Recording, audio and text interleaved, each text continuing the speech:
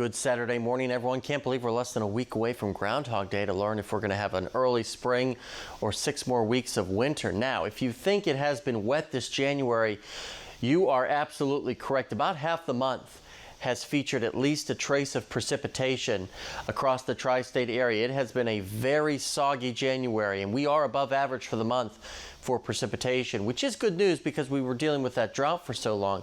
Best chance for rainfall next 7 days is today. Slightly less chance tomorrow, but still some chances on Tuesday as well with a couple of scattered showers. But the second half of the week does look nice and dry right now.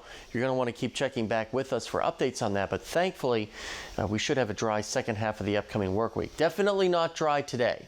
Plenty of rain around, temperatures right around 50. A couple of morning showers for our Sunday, but I think the second half of the day, things really start to dry out, which is good news.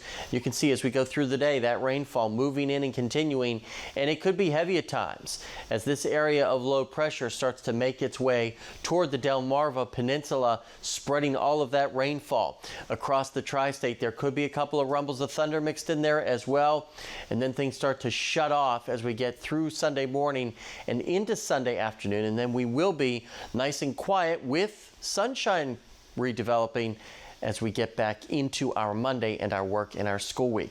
Closer look at Futurecast shows that rainfall moving in this morning. There could be pockets of heavier rain mixed in there as well, so keep that in mind if you are doing some traveling. Even this afternoon, that's when we could see maybe a rumble of thunder or two.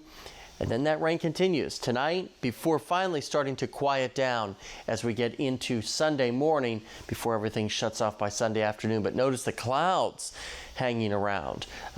So no peaks of sunshine tomorrow, unfortunately. And then when all is said and done, we're looking at least an inch to an inch and a half of additional rainfall with this system. But we've been so dry, we do need the rainfall. Highs today, mid-40s to right around 50.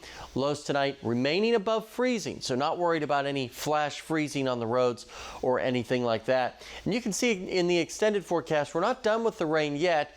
Like I said, a couple of leftover sprinkles Sunday morning, and then more shower activity moves in here on Tuesday. But at least for a good part of the week, sunshine and above average temperatures.